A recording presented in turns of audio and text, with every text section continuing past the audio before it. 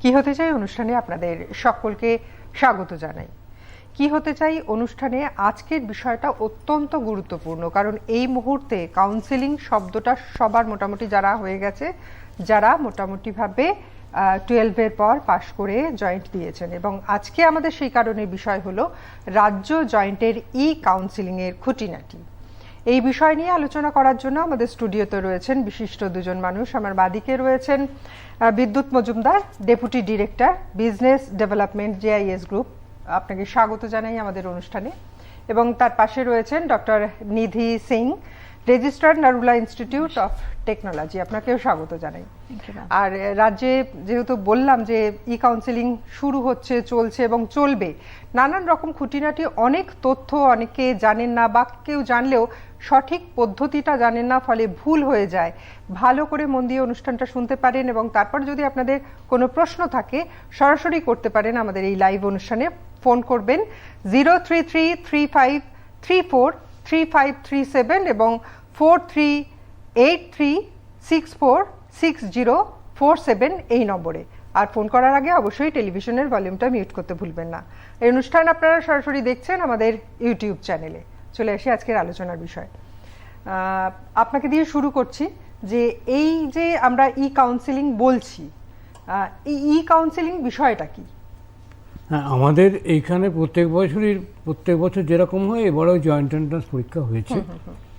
Joint entrance পরীক্ষাতে আগে মেডিকেলও included ছিল, কিন্তু এখন জয়েন্ট এন্ট্রান্সে শুধুমাত্র ইঞ্জিনিয়ারিং এবং ফার্মাসি এই দুটো বিষয়ই করা হয়।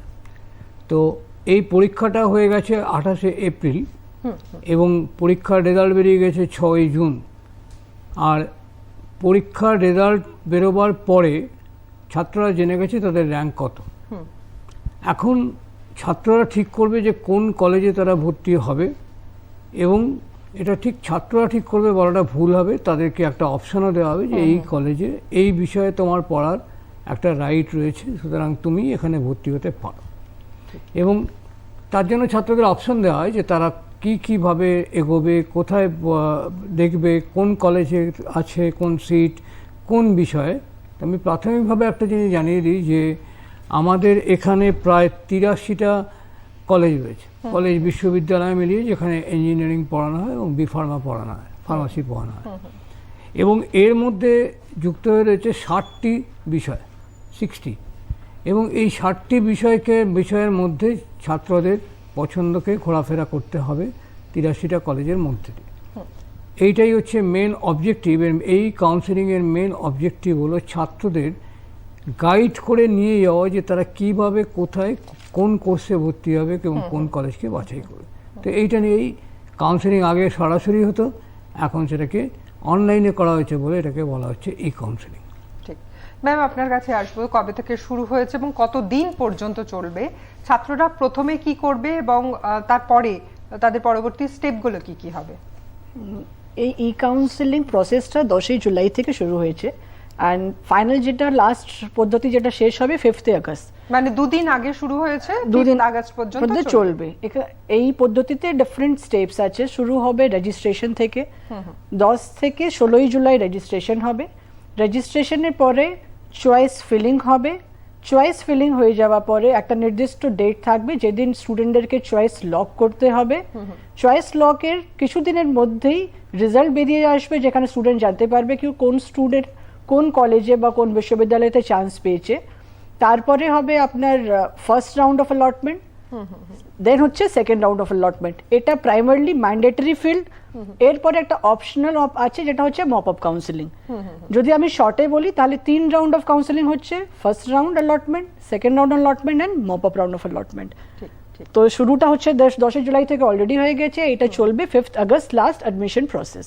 তাহলে আপনার কাছে জানতে চাইছি বিদ্যুৎদা, যে ফার্স্ট রাউন্ড অফ যে কাউন্সেলিং এটা কতদিন পর্যন্ত চলবে, তারপরে সেকেন্ড রাউন্ড এবং তারপরে তো মপ আপ বললেন, এই ফেজগুলো কবে কবে আসছে?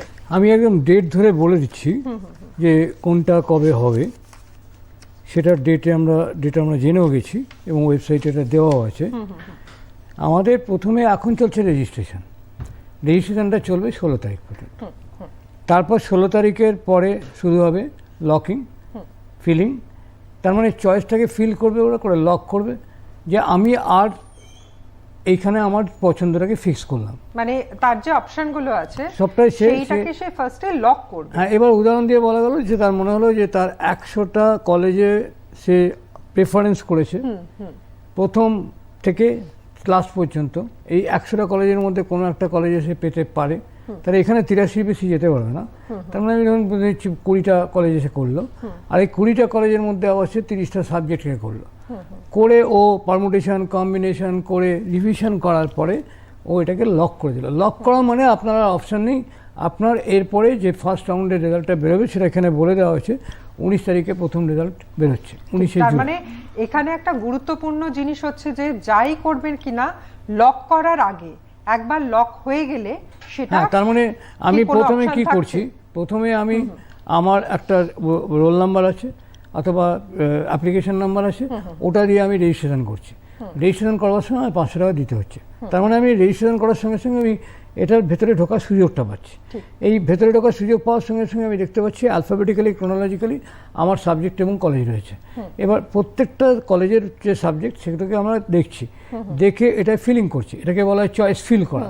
এই চয়েস ফিল করার সময় খুব সাবধানতা অবলম্বন করতে হয় যে কোনটা পড়বো, কোথায় পড়বো, আমার র্যাঙ্ক কী আছে, ওই র্যাঙ্কে আমি নাও পেতে পারি ওই কলেজে। মানে মনে করুন আমার র্যাঙ্ক হয়েছে খুব নিচের দিকে, আমি একটা যাদবপুরকে দিয়ে দিলাম, হবে না এরকমভাবে, বা নারুলা ইনস্টিটিউট অফ টেকনোলজিকে দিয়ে দিলাম, ওরমভাবে হবে না। মানে তাকে ঠিক করতে হবে যে আমি এই র্যাঙ্কের মধ্যে কোথাও পেতে পারি, কতবারের এগুলোতে তুলনা করতে পারে, এবং তারপরে ওটাকে যখন সে লক করে দিল, লক করার পর প্রথম রাউন্ডের রেজাল্ট বেরিয়ে গেল।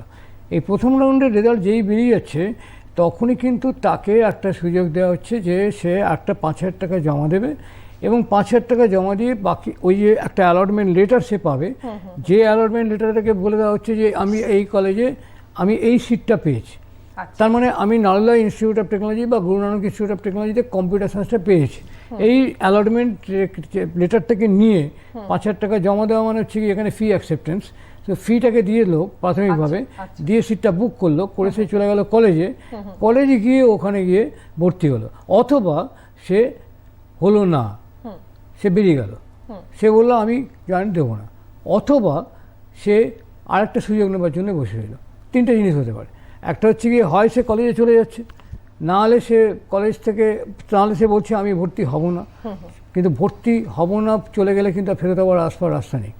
আর না হলে সে একটা অপশন নিচ্ছে যে আমি এখন পেয়েছি সিভিল, কিন্তু আমি কম্পিউটার সায়েন্সটা পেলে ভালো হয়, বা কম্পিউটার সায়েন্স পেয়েছি সিভিলটা পেলে ভালো হয়, আমি কোনোটাকে সাবজেক্টটাকে ছোটো বা বড়ো করতে চাইছি না। তারপরে সে সেটার জন্য একটা আপগ্রেডেশন বলা হয় এটাকে, এই আপগ্রেডেশন অপ্ট করতে পারে, এবং সেই আপগ্রেডেশনের ভিত্তিতে রেজাল্টটা হবে। এটা গেল সেকেন্ড। আর এই সময়ের ভিত্তিতে সেকেন্ডটা চলবে 19 থেকে 24 পর্যন্ত। 24-এর পরে 26 তারিখে সেকেন্ড রাউন্ডের রেজাল্ট বেরিয়ে যাবে।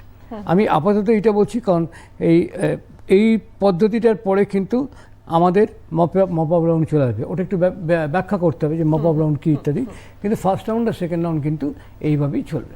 বিদ্যুৎ, আর একটা জিনিস জানতে চাইছি যে ধরুন কেউ ফার্স্ট রাউন্ডে পেলো, কিন্তু সে সেকেন্ড রাউন্ডের জন্য যে কলেজে পেয়েছে সে সেখানে এই 5,000 টাকা দিয়ে সিট বুক না করে সেকেন্ড রাউন্ডের জন্য অপেক্ষা করলো, তাহলে কি 5,000 সিট টাকা বেরিয়ে যেতে পারে? 5,000 টাকা যদি জমা না দেয়, আমার যদি ধারণা 5,000 টাকা যদি জমা না দেয়, তাহলে সে আর কোনো রাউন্ডে যেতে পারবে না, সে বিদায় নেই, এক্সিট করলো সে, তাই তো?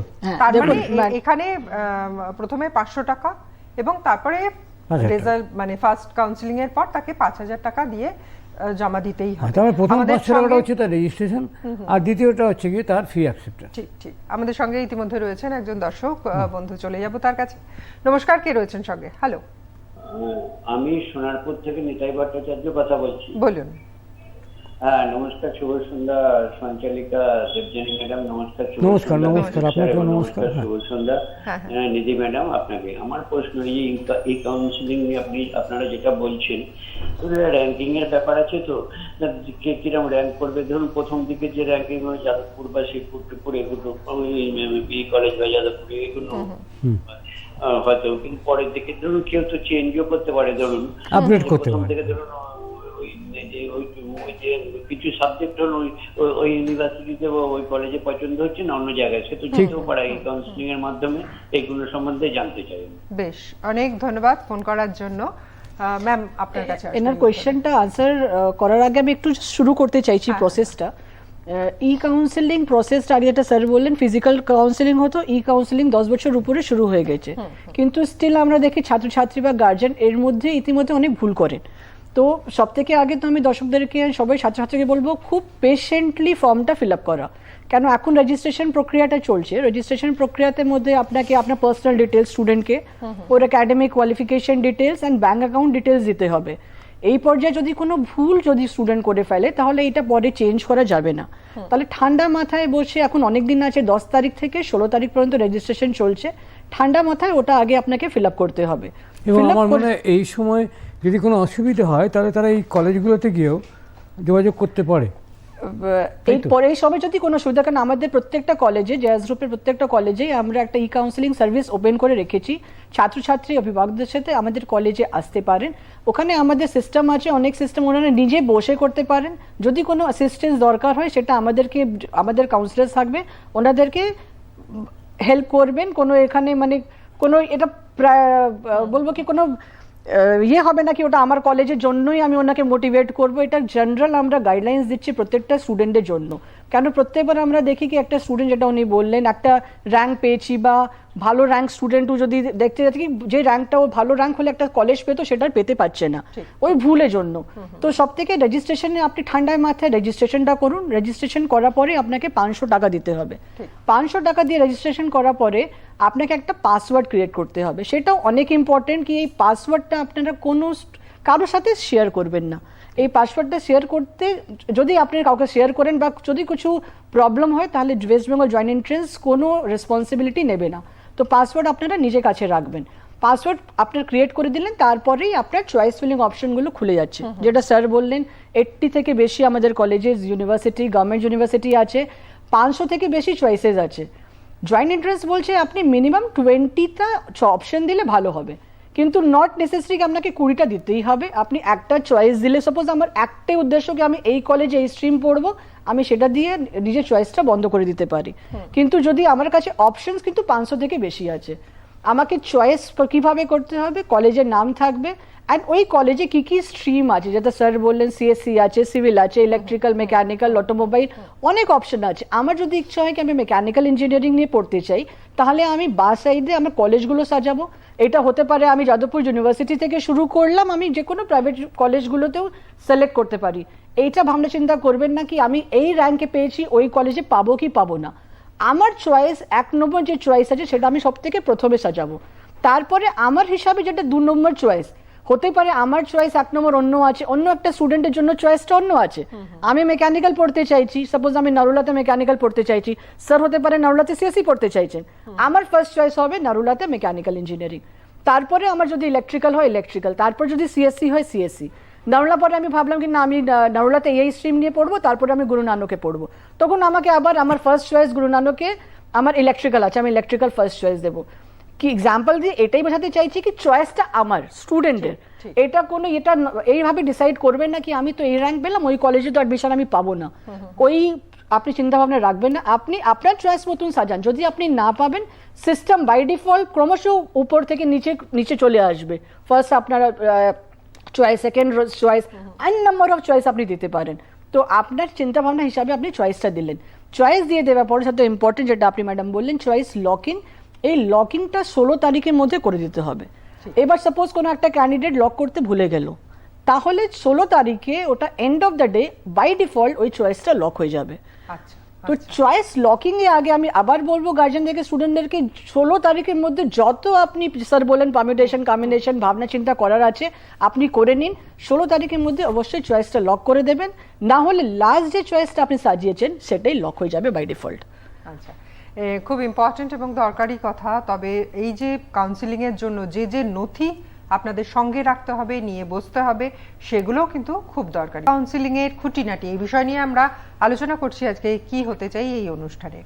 আপনারা এর আগে যারা শুনেছেন তারা তো জানেন, কিন্তু যারা নতুন শুনতে শুরু করলেন তাদের জন্য বলি যে কাউন্সিলিং এর জন্য ঠিক কি কি পদ্ধতি অবলম্বন করতে হয়, কিভাবে লক করতে হয়, কিভাবে সাবজেক্ট চুজ করতে হয়, কোন কোন ডেটে কি কি বিষয় আসতে পারে স্টেপ বাই স্টেপ সেটা বলা হয়েছে। এই ক্ষেত্রে একটা খুব গুরুত্বপূর্ণ বিষয় হচ্ছে যে অনেকে ভুল করে ফেলেন এবং একবার যদি ভুল করে লক করে ফেলেন তাহলে কিন্তু সেটা আর দ্বিতীয়বার শুধরানোর পথ থাকে না। সুতরাং ভুলগুলো কি সেগুলো যদি একটু মন দিয়ে শোনা যায় তাহলে সেই ভুলটা থেকে বিরত থাকা যেতে পারে। ম্যাডাম, আপনার কাছে আসবো যে স্টুডেন্টরা সচরাচর কি ধরনের ভুল করে? দেখুন, ই কাউন্সিলিং যে পদ্ধতিটি আছে এটা খুবই সিম্পল পদ্ধতি, সিস্টেমে কোনো প্রবলেম নেই, সিস্টেম খুবই সিম্পল সিস্টেম আছে। স্টুডেন্টরা কখন ভুল করে? ওভার এক্সাইটেড হয়ে গেলে, বা এইটা প্রিজাম্পশন করে নেয় কি আমি ওই কলেজে তো সিট আর পাবো না।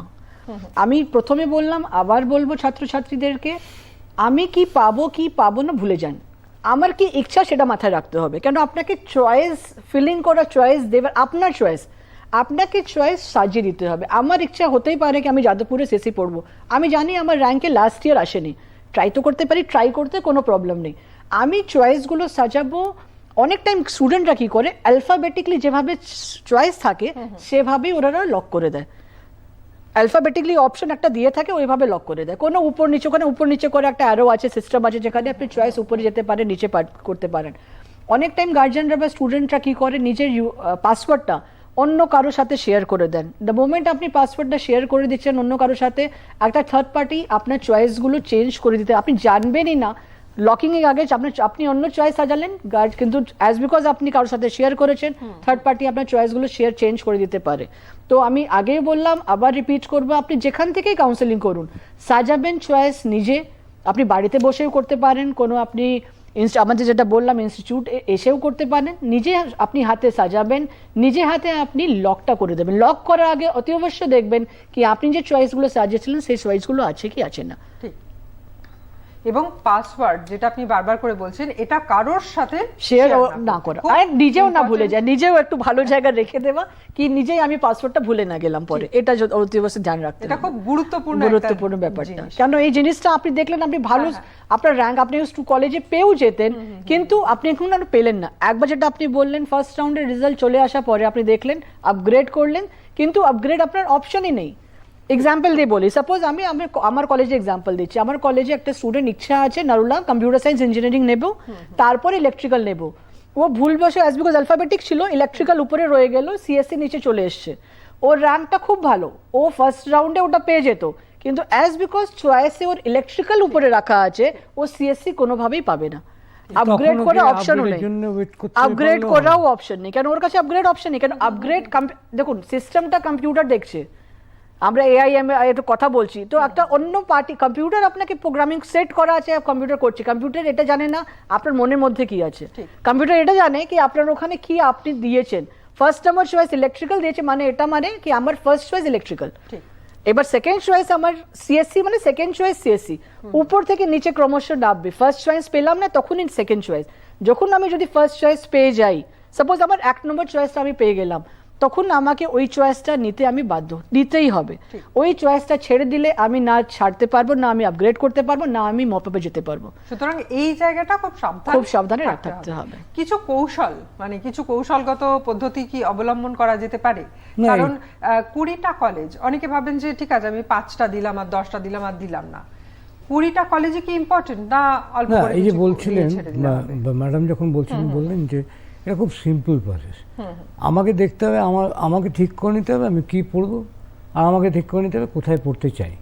এবার এর সঙ্গে আরও অনেকগুলো অপশন আমাকে দিয়ে দিতে হবে, যদি ওটা স্লিপ করে তাহলে তার বদলে যেন এটা পাই। আর এটা আমরা 2টো রাউন্ড ধরে পাচ্ছি, ঘাবড়াবার কোনো কারণ নেই, কারণ আমি টাকা জমা দিচ্ছি, প্রথম রাউন্ডে আমার হলো, আমি অ্যাকসেপ্টেন্স ফি দিয়ে রেজিস্টার করলাম, তারপরে হচ্ছে গিয়ে আমি বললাম যে এই সাবজেক্টটা এই কলেজটার বদলে আমি আরেকটা কলেজে আপ করতে চাইছি, সুযোগ রয়েছে তো, মপআপের আগে পর্যন্ত পুরো এই সুযোগটা রয়েছে। সুতরাং কোথাও কোনো অসুবিধা হওয়ার কথা না, কোনো কৌশল করবার দরকার নেই, পরিষ্কারভাবে আর কি যারা এটা মনে করতে, মানে ছাত্ররা চায়, কারণ একটা বাচ্চা ছেলে, আমাদের মতন তো বয়স নয়, 18 বছর একটা ছেলে, তার অত কৌশল শেখার দরকার নেই, তার দরকার একটা ভালো সাবজেক্ট, একটা ভালো কলেজ পাওয়া, সেইটুকু মন দিলেই হবে। ম্যাম, এক্ষেত্রে যেটা দেখা যায় যে স্টুডেন্ট মানে ইঞ্জিনিয়ারিং এ র্যাঙ্ক করেছে, সে পদ্ধতিতে বসেছে, হয়তো তার বাড়ির ব্যাকগ্রাউন্ডটা হয়তো সায়েন্সের কোনো ব্যাকগ্রাউন্ড থেকেই সে আসেনি, তার কাছে এটা প্রথম নতুন। তো সেক্ষেত্রে সে যারা প্রচুর বাড়ি থেকে একদম ওয়ার্কআউট করে গিয়ে বসছে, তারা খুব সহজেই পদ্ধতিটাকে, তাদের কাছে খুব সহজ লাগছে, কিন্তু অনেকের কাছে এই পদ্ধতিটা সহজ নাও লাগতে পারে। তো সেই ক্ষেত্রে এই যে 20টা কলেজ সে অপ্ট করতে পারে, তো এক্ষেত্রে কি সে প্রথমে পড়ে নেবে পুরোটা, মানে এই পদ্ধতিটা কি, মানে সে কি প্রথমেই টিক করতে করতে যাবে বা লিখতে লিখতে যাবে, নাকি প্রথম থেকে শেষ পর্যন্ত দেখে নিয়ে তারপরে সে? দেখুন, যে একটা স্টুডেন্ট, এটা এই সিস্টেমের মধ্যে কোনো সায়েন্স ব্যাপারটা নেই, প্রথমে বলি। যে একটা স্টুডেন্ট জয়েন্টের এক্সাম দিয়েছে, কেন দিয়েছে? ও তো ডেফিনেটলি, যেটা স্যার বললেন, ইঞ্জিনিয়ারিং আর ফার্মাসি, এই দুটো তো বিষয় আছে। আমি আইদার ইঞ্জিনিয়ারিং পড়তে চাইছি বা ফার্মাসি পড়তে চাইছি। অনেক স্টুডেন্ট আছে যে ইঞ্জিনিয়ারিং পড়তে চায়, ইঞ্জিনিয়ারিং র্যাঙ্ক আসে, অনেকের দুটোই র্যাঙ্ক আসে, অনেক ফার্মাসি র্যাঙ্ক। আমি জানি আমি এই সাবজেক্টটা পড়বো। এবার ইঞ্জিনিয়ারিং এ অনেক বিষয় আছে, যেটা সিভিল আছে, ইলেকট্রিক্যাল, মেকানিক্যাল যাবো, আমি সার্কিট ব্রাঞ্চে যাব, ইলেকট্রনিক্স পড়বো, কম্পিউটার সায়েন্স পড়বো। এখন অনেক নতুন নতুন সাবজেক্ট এসে গেছে, artificial intelligence, data science, cyber security, IoT, block chain. আমি কি পড়বো? এটা তো আমার ইচ্ছা। আমি হতেই পারে অ্যাজ আ স্টুডেন্ট আমার ইচ্ছা হচ্ছে, বা আমার বাড়ি ব্যাকগ্রাউন্ড আছে, আমার বাড়িতে সিভিল ইঞ্জিনিয়ার আছে, আমি যদি সিভিল পড়ি, আমি জানি আমি মোটামুটি লাইফে স্টেবল করবো, তো আমার ফার্স্ট প্রেফারেন্স সিভিল হবে। যদি একটা স্টুডেন্ট বলে কি না, এখন তো আইটি মার্কেট খুব ভালো, আইটিতে প্রচুর চাকরি আছে, বা এখন তো এআইএমএল মার্কেটে খুব ডিমান্ড, আমি এআইএমএল পড়বো, এটা স্টুডেন্টের ইন্টারেস্ট অ্যান্ড স্টুডেন্টের ইচ্ছা, এই দুটোর উপরে ডিপেন্ড করে কি আমি এই সাবজেক্টটা পড়তে চাইছি। অ্যান্ড গার্জিয়ান ডেফিনেটলি সাপোর্ট, আমাদের মতন গার্জিয়ানও ডেফিনেটলি আমাদের বাচ্চাকে একটু তো এখন না বললে তো হবে, আমরা সাপোর্ট দিই কি এটা পড়লে ভালো, তো সেরকমই এখন গার্জিয়ানরাও একটু সাপোর্ট দিচ্ছে কি এটা পড়লে ভালো। স্টুডেন্ট যেটা পড়তে চাইছে, এটাও নট নেসেসারি কি আপনি একটা কলেজেই সব স্ট্রিম নিতে হবে। সাপোজ আমার ইচ্ছা যদি আছে কি আমি কম্পিউটার সায়েন্স ইঞ্জিনিয়ারিংই পড়বো, আমি আর ইলেকট্রিক্যাল বা সিভিল বা ওটা পড়বোই না, আমি কম্পিউটার সায়েন্স ইঞ্জিনিয়ারিংই পড়বো, তখন আমাকে কি করতে হবে? কম্পিউটার সায়েন্স ইঞ্জিনিয়ারিং আমার তো দিমাগে আসবে কি, বা আমি একটা ওভারঅল, এখন তো নেট সবার বাড়িতে আছে, সবাই সবার ওয়েবসাইটটা চেক করে নিয়েছে কি আমার এই কলেজ হলে আমি পড়বো, আমার যাদবপুর হলেও পড়বো, আমি শিবপুর হলে পড়বো, আমি নারুলা হলে পড়বো, বা আমি অন্য এবিসিডি যে কলেজ হলে পড়বো। আমি আমার ফার্স্ট নাম্বার চয়েস আছে, আমি কম্পিউটার সায়েন্স যদি যাদবপুরে পাই পড়বো, first number Jadavpur CSC, second আমি অন্য একটা গভর্নমেন্ট কলেজে হলে পড়বো, বা আমি সবকটা গভর্নমেন্ট কলেজ করতে চাইছি, আমি সবকটা গভর্নমেন্ট কলেজ লিখলাম, এখানে শুধু সিএসসি কে কমন রাখলাম। তারপরে আমি প্রথমটা দিলাম যাদবপুর, তারপর আমি বললাম যে নালন্দা ইনস্টিটিউট অফ টেকনোলজি পড়বো, তাও হতে পারে। এবার আমার ইচ্ছা কি না আমি আমি গভর্নমেন্টে যাব না, আমি এই পার্টিকুলার নারুলাতেই কম্পিউটার সায়েন্সই পড়বো, তখন আমার ইচ্ছা কি আমি নারুলাতে কম্পিউটার সায়েন্সই ফার্স্ট দেবো অপশন, ওই সময় ওটা আমি নিচে দেবো না, কেন উপরে যদি কলেজ আবার পেয়ে গেলে নিচে তো আসা যাবে না। তো আমি যদি ইচ্ছা থাকে আমি নারুলাতে বা গুরু নানকে বা জেএস কলেজ অফ ইঞ্জিনিয়ারিং এ। একটা কথা বলার আছে ম্যাডাম, আমার একটা পয়েন্ট মনে হচ্ছে বলে বলছি, যে অনেক সময় ছাত্ররা না বুঝতে পারে না যে ঠিক প্রাইভেট, গভর্নমেন্টে অনেক সময় ঠিক আছে গভর্নমেন্ট পাচ্ছি, কিন্তু প্রাইভেট কলেজগুলোর মধ্যে কোনটা কীরকম অবস্থানে আছে অনেক সময় চুজ করতে দেয়, অ্যালফাবেটিক্যালি বুঝতে অসুবিধা হয়।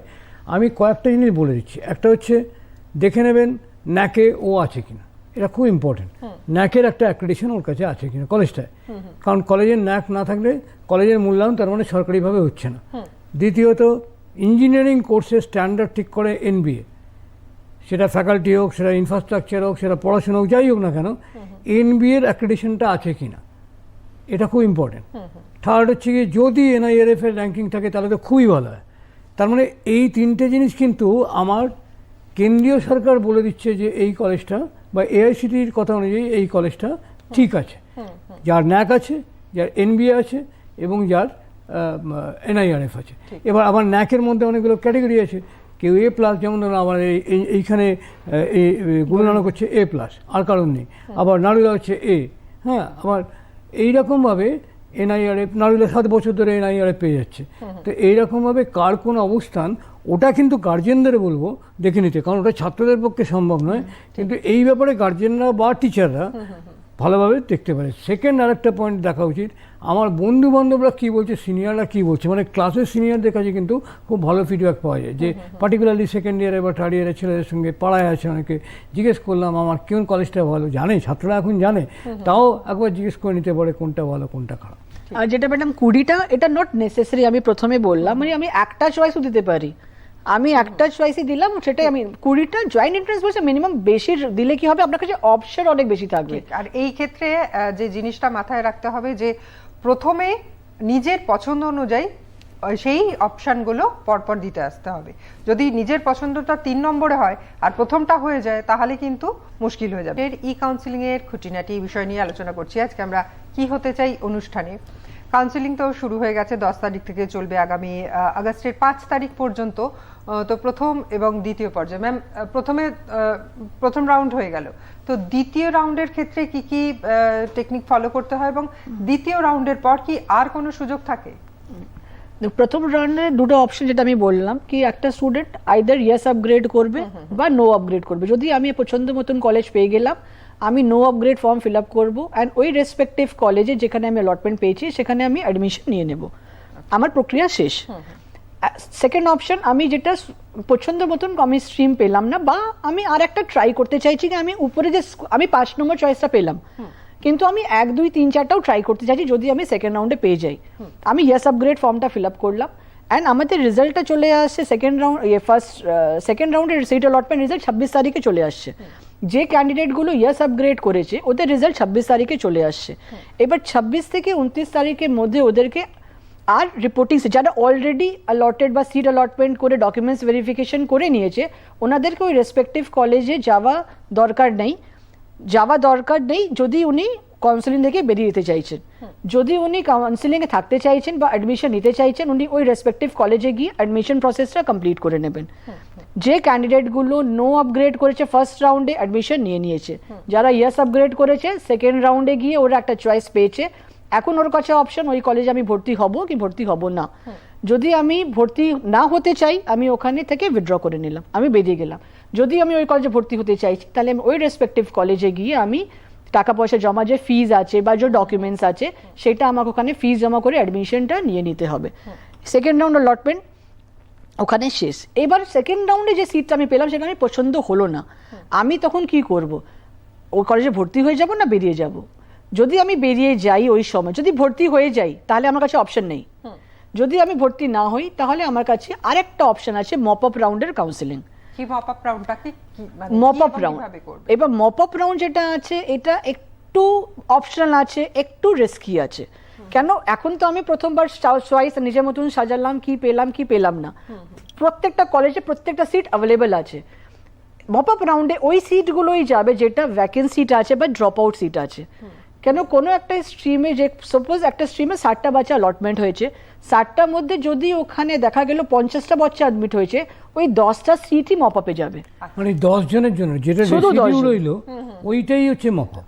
আচ্ছা, ওর বাইরে কিন্তু কোনো নতুন অ্যালটমেন্ট, কোনো নতুন সিট ওকে দেওয়া হচ্ছে না, যেটা মানে ভর্তি হয়ে যাওয়ার পর যেটা রেস্ট অফ দ্য সিট, মানে এক কথায় বলতে গেলে এটা এআইসিটি অ্যাপ্রুভ যে সিটের ইনটেকটা আছে তার মধ্যে যতটুকু বেঁচে আছে তার জন্য মপ আপ, মানে যে ড্রপ আউট হয়ে গেল। এইবার হতেই পারে কোনো একটা স্ট্রিমে ড্রপ আউট হলো না, তাহলে ওই স্ট্রিম ওই কলেজে তো ওখানে মপ আপে যাবে না। তো আমার আর যদি সাজেশন বলেন, এটা সাজেশন স্টুডেন্টরা ফার্স্ট রাউন্ড সেকেন্ড রাউন্ড খুব যদি ক্রুশিয়াল ভাবে যদি করে নেয়, চয়েসটা নিজের হিসাবে সাজালে এক্সপেক্টেড একটা পেয়ে যাবে। যদি ওর ফিক্স থাকে না আমি এটা পেলাম না, আমাকে তখন ও একটা রিস্ক থেকে যাচ্ছে। ওকে ওই রাউন্ডে অ্যাডমিশন নিল না, মপ আপে গেলে ওই সিটটাও পেতেও পারে, ওই সিটটাও নাও পেতে পারে।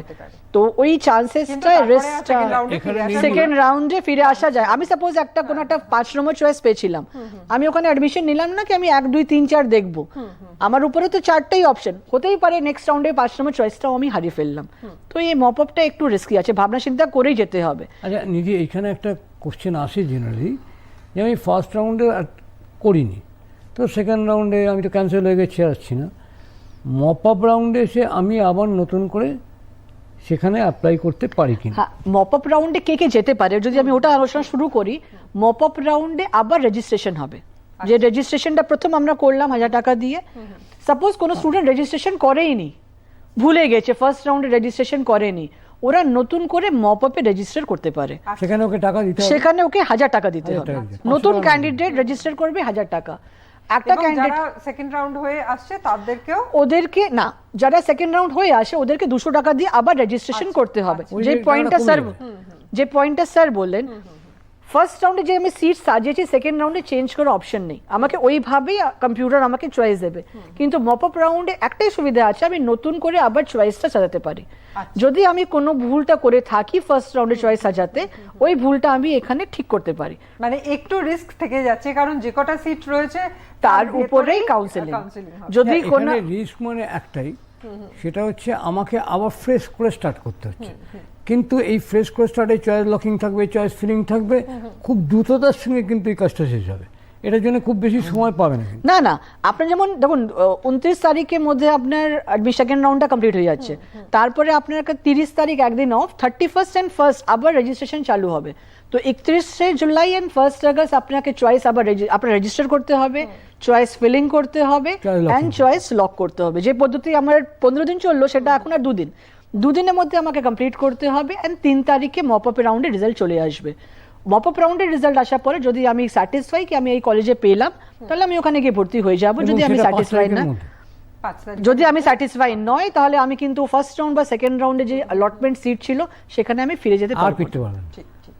আমরা অনেকটাই এই কাউন্সেলিং নিয়ে মানে আলোচনা 5 করলাম। তারিখের পর কিন্তু জয়েন্ট এন্ট্রান্সের কাউন্সেলিং শেষ, পুরোটাই শেষ, এবং তারপরে সে আর কোনো সুযোগ পাবে না। এখানে ছোট একটা প্রশ্ন, যে মাঝখানে দেখা গিয়েছিল যে ইঞ্জিনিয়ারিং পড়তে আসাতে একটু অনীহা দেখা গিয়েছিল, তো এই মুহূর্তে সিচুয়েশনটা কিরকম? না নতুন নতুন কি আমরা subject কয়েক আরো বছর আগে include দেখতে হয়েছে? পাচ্ছিলাম, একটা খবরের কাগজে লেখালেখি বলুন বা যে কোনো প্রচারের জন্যই বলুন, মানুষের মধ্যে একটা ধারণা হচ্ছিল যে ইঞ্জিনিয়ারিংয়ে সেই রকমভাবে চাকরি পাওয়া যাচ্ছে না, কিন্তু একটু পিছিয়ে যাচ্ছে। কিন্তু এখন কিন্তু সেইটা কেটে গেছে। এবং দেখুন, যারা সায়েন্সে ভালো ছাত্র তারা হয় ডাক্তারি পড়বে, নয় ইঞ্জিনিয়ারিং পড়বে, এই মানসিকতা নিয়েই কিন্তু 12টা বছর নিজেকে তৈরি করে। তাদের কাছে একটাই জিনিস জিজ্ঞাসা থাকে যে আমরা পড়াশোনা শেষে একটা সচ্ছল ভালো জীবনযাপন করতে পারবো কি না। এই সিকিউরিটি যতদিন থাকে প্লেসমেন্টের বা তার এগিয়ে যাওয়ার, তার কাছে কিন্তু ফার্স্ট অপশন ইঞ্জিনিয়ারিং। এবং আজকের দিনে দাঁড়িয়ে কিন্তু সেটা আছে। মানে এখন কিন্তু প্লেসমেন্টের অবস্থাটাও ভালো, ছাত্রছাত্রীরা কম্পিউটার সায়েন্স পড়ে বা মেকানিক্যাল পড়ে বা সিভিল পড়েও এখন ভালো চাকরি পাচ্ছে। এবং শুধু ভালো চাকরি নয়, খবরের কাগজে বিজ্ঞাপনগুলো দেখলে বোঝা যাবে 1,50,000 বা 50 লক্ষ 80 লক্ষ টাকার বিজ্ঞাপন আসছে, যে বিশ্বাস হচ্ছে না এটাই আমি পেয়েছি। সুতরাং স্কোপ আছে বলেই তো বিজ্ঞাপন আসছে, এবং সেটা যে চ্যালেঞ্জ হচ্ছে না, সেটা নিয়ে কেউ কোর্টেও যাচ্ছে না, সেটা নিয়ে কোনো কেসও চলছে না, সুতরাং তার মানে আছে। তো এই যে বাস্তব অবস্থাটা, এর জন্য কিন্তু এখন যদি কেউ ভালো করে পড়াশোনা করে 4টে বছর, আমি অন্তত বলতে পারি 4 বছর যদি খুব ভালো করে মন দিয়ে সে পড়াশুনো করে, ইন্টার্নশিপগুলো করে, ওয়ার্কশপ করে, এবং সে রেগুলার ক্লাস অ্যাটেন্ড করে, ক্লাসের ডিসিপ্লিন মেনটেন করে, তার সারা জীবন কিন্তু ঘুরে যাবে। ঠিক, মানে ওই 4টে বছরের পিলারকে কেন্দ্র করেই কিন্তু ইমারত তৈরি হতে পারে আগামী ভবিষ্যতে। কাউন্সেলিং এর খুঁটিনাটি বিষয় নিয়ে আজকে আমরা আলোচনা করছি। কি হতে চাই অনুষ্ঠানের একেবারে শেষ পর্যায়ে এসে পৌঁছেছি। ম্যাম, আপনার কাছে জানতে চাইবো যে এই যে 2 বছর 11-12 এবং আফটার দ্যাট যে 4 বছর ইঞ্জিনিয়ারিং কমপ্লিট করার পর সবার মনে একটাই প্রশ্ন থাকে যে প্লেসমেন্ট, এখন ইঞ্জিনিয়ারিং এর ক্ষেত্রে কি অবস্থান রয়েছে? ইঞ্জিনিয়ারিং প্লেসমেন্ট চিরকালই ভালো ছিল, এখন প্লেসমেন্টটা আরও অনেক বেড়ে গেছে। এখন আগে যেটা আগেই বললেন, আমরা আগে 50 লাখের প্যাকেজ, 1 কোটি প্যাকেজ, সেটা শুনতাম না, কিন্তু এখন বহু মাল্টিন্যাশনাল কোম্পানি আছে যেটা প্লেসমেন্ট হচ্ছে। আর আমাদের এখান থেকে যে ছাত্রছাত্রীরা বেরোচ্ছে, ওরা একটা প্লেসমেন্টই বেরোচ্ছে না, এইটাও দেখে গেছে একটা হাইয়েস্ট যেটা আমার এখানে একটা স্টুডেন্ট 8টা চাকরি পেয়েছে, মাল্টিপল অফার আছে। মানে চাকরি বাজারটা ভালো আছে বলেই তো স্টুডেন্ট জয়েন তো এক জায়গায় করছে, কিন্তু স্টুডেন্ট কাছে 8টা অপশন এসে গেছে কি আমি কোনটা বেস্ট, যে কোম্পানি ভালো অফার দিচ্ছে সেখানে আমি চাকরি জয়েন করব। একটা ফ্রেশার জন্য কিন্তু একটা বড় ব্যাপার, উইদাউট এক্সপিরিয়েন্স ও কোম্পানিতে ঢুকছে, কিন্তু ওর কাছে 8টা অফার আছে, এখন ওর সিলেক্ট করছে কোন অফারে আমি কোন কোম্পানিতে আমি জয়েন করব। তো প্লেসমেন্ট খুবই ভালো আছে। আপনি কম্পিউটার সায়েন্স, ইঞ্জিনিয়ারিং, AIML এই ফিল্ড IT সেক্টরে আছে, এর সাথে করেও মেকানিক্যাল, ইলেকট্রিক্যালেও আপনার যেটা গভর্নমেন্ট সেক্টরের জবগুলো আছে, PSU-তে প্রচুর চাকরি আছে, গভর্নমেন্ট সেক্টরেও প্রচুর চাকরি আছে, স্টুডেন্টরা ভালো চাকরি পাচ্ছে, ভালো অফার পাচ্ছে। আর এটাও নয়, এখন যেটা অটোমোবাইল এবং ইলেকট্রনিক্সও ভালো, অটোমোবাইল এখন আমরা জানছি যে ইলেকট্রিক্যাল কার আছে, তো ইলেকট্রনিক্স সবকটা নিয়ে এখন মানে ইঞ্জিনিয়ারিং মার্কেট এখন সেরা মার্কেট, এটা বলা যায়। একটা কোর্স যোগ করে দিই, সেখানে খুবই ভালো প্লেসমেন্ট হচ্ছে এখন, ফুড টেকনোলজি। আচ্ছা, বলে ইঞ্জিনিয়ারিং ছোট প্রত্যেকটা করে, মানে এখন তো মার্কেট এগিয়ে গেছে, তার সঙ্গে যে পড়াশুনো, তাকে কি করে আপনারা কম্বিনেশনটাকে কোলাজ করছেন? না, তারা পড়াশুনোর ব্যাপারটা হচ্ছে, পদ্ধতিতে কি আমি কিছু খুব change হয়েছে? সংক্ষেপে বলছি, পড়াশোনার ব্যাপারটা হচ্ছে এই মুহূর্তে টেকনোলজি খুব দ্রুত পরিবর্তন করছে এবং টেকনোলজি বুঝতেই হবে। তো সেটাকে যারা ইঞ্জিনিয়ারিং পড়ে তারা তিনভাবে ভাগ করে। একটা হচ্ছে গিয়ে ইন্ডাস্ট্রির সঙ্গে সরাসরি কোলাবোরেশন করে তারা পড়ে, একটা হচ্ছে ক্লাসে টেকনোলজি ওরিয়েন্টেড পড়ানো যেটাকে ফ্লিপ লার্নিং বলা হয়, আর একটা হচ্ছে গিয়ে যে যেখানে তারা ইন্টার্নশিপ করে সেই ইন্টার্নশিপের মাধ্যমে তারা সরাসরি শিখে প্রজেক্ট বেসড একটা পড়াশোনা করে, এই জন্যে এটাকে বলা হচ্ছে এক্সপেরিয়েন্সিয়াল লার্নিং। তো এইগুলো এখন প্রচুরভাবে আসছে এবং প্রচুর পরিবর্তন হচ্ছে, এটা নিয়ে আরেকদিন আমরা খুব ভালো করে আলোচনা করতে পারবো। ঠিক আছে, অনেক ধন্যবাদ জানাই। আর আপনারা যারা আজকে অনুষ্ঠান শুনলেন তারা বুঝতেই পারলেন যে এই যে কাউন্সেলিং চলছে সেটাতে কি কি গুরুত্বপূর্ণ দিকে খেয়াল রেখে তারপরে আপনারা সেইভাবে কাউন্সেলিংয়ে অপ্ট করবেন। ভালো থাকবেন, ধন্যবাদ। ধন্যবাদ।